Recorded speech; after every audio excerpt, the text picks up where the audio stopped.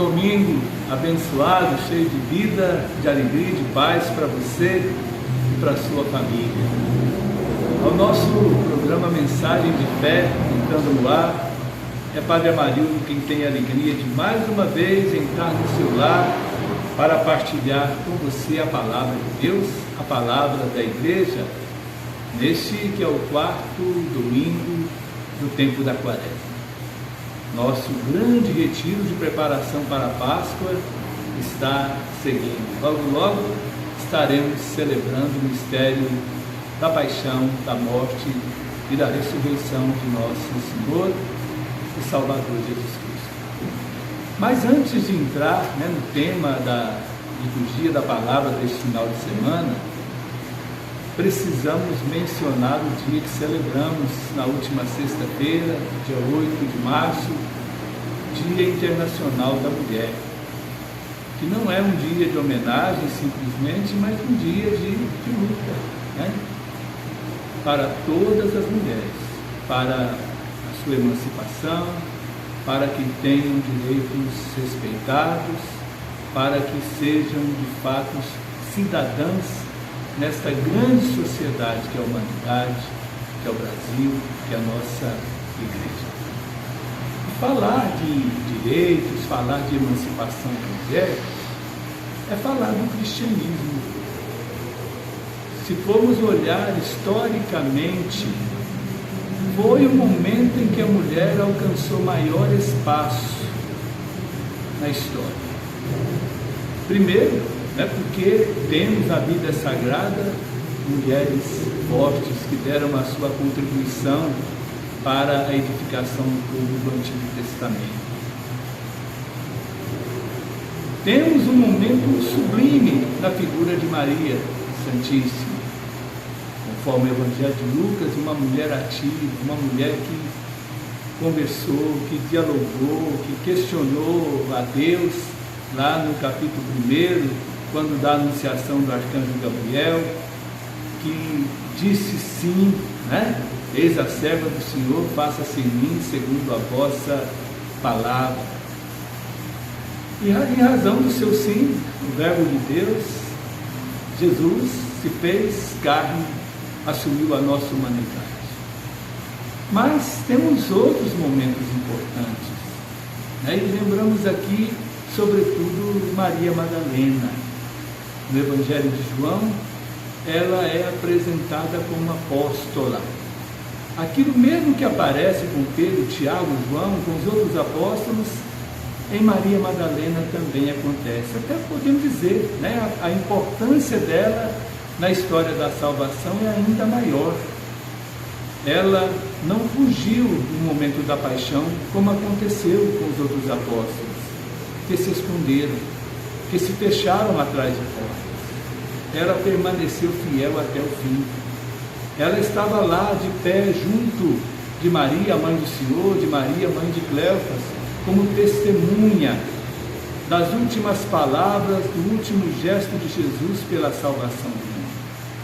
Ela participou do sepultamento de Jesus, ela ficou ali de vigília, ela foi a primeira a fazer a experiência do ressuscitado, a contemplar o ressuscitado, a ouvir o ressuscitado, a tocar no ressuscitado.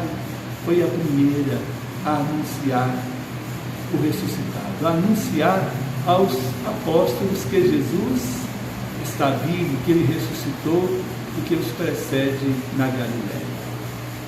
Um momento fundamental também de valorização da mulher está lá no capítulo 5 da carta de São Paulo aos Efésios, quando fala do matrimônio. A linguagem é machista, a linguagem é patriarcal, mas a época é o documento mais antigo que vai falar que a mulher é digna de amor, que o marido deve amar a sua esposa como Cristo amou a sua igreja.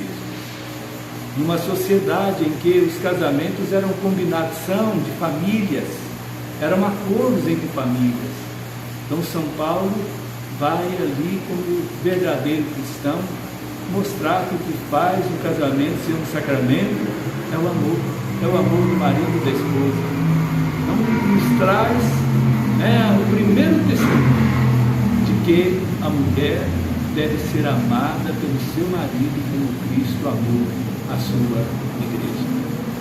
E é bom lembrar, né, que as mulheres eram maioria não só aos pés da cruz, mas são maioria nas nossas comunidades, nos nossos ministérios, nos nossos movimentos.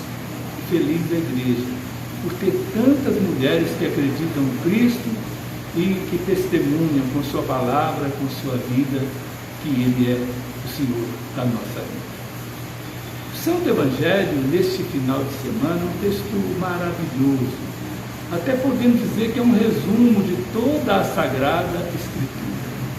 Pois Deus amou tanto o mundo que enviou seu Filho único, a fim de que quem nele crê não pereça, mas tenha a vida eterna. Pois Deus não enviou seu Filho ao mundo para condenar o mundo, mas para que o mundo seja salvo por ele. Um texto de fundamental importância, João capítulo 3, do versículo 14 ao versículo 21. Que podemos dizer, marcado por 3 partes. Primeiro, Jesus fala do mistério da sua crucifixão, da sua morte, usando da alegoria lá do Antigo Testamento, do livro dos Números, quando diante do ataque das serpentes, Deus manda que Moisés erga numa haste uma serpente de bronze, para os que a contemplarem reconheçam o seu pecado e sejam salvos. A serpente é o símbolo da idolatria, é importante lembrar, Então, Jesus ele diz, assim como Moisés ergueu no deserto a serpente, assim é necessário que o Filho do Homem seja erguido, para que todo aquele que nele crê tenha a vida eterna. Quando falamos de Jesus como Senhor, como Salvador, não podemos perder de vista o crucificado. Aquele que foi glorificado é o que foi crucificado. É o que nos amou até a morte e morte de cruz. E hoje nós vivemos um tempo em que às vezes se fala de um Jesus sem corpo, de um Jesus sem história, de um Jesus sem amor, de um Jesus lá no céu, mas se esquece do Jesus encarnado, do Filho de Deus que se fez homem e que veio ao mundo. Lembra, Jesus no Evangelho de hoje veio ao mundo para salvar o mundo. Para salvar o mundo, não só para salvar as nossas almas, mas para salvar o mundo. E a nossa missão, ajudar. E isso envolve o cuidado com as pessoas, o cuidado com a natureza, o cuidado, a luta pela paz. Veio para salvar o mundo, para que o mundo seja salvo por ele. E na terceira parte, vem o Evangelho falar tudo isso.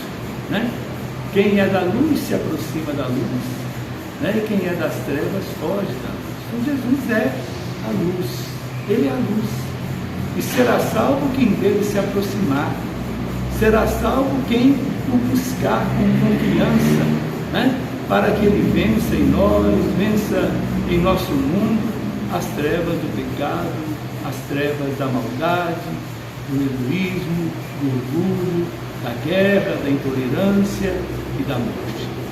Vamos hoje, com a nossa comunidade, vamos nesse final de semana com a nossa comunidade, dobrar o nosso joelho diante do Senhor e confessar que Ele é o Filho único de Deus, que Ele é o nosso Salvador. Que o Senhor, Deus da vida, pela intercessão das santas mulheres, exaltadas com louvor na Sagrada Escritura, pela intercessão de Santa Maria Madalena e de Nossa Senhora, que o Senhor nos abençoe em nome do Pai, do Filho e do Espírito Santo. Amém.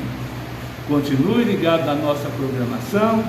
Se ainda não se inscreveu no nosso canal, se inscreva. Se a mensagem correspondeu, curta e compartilhe com seus parentes e amigos. Até a próxima, se Deus quiser.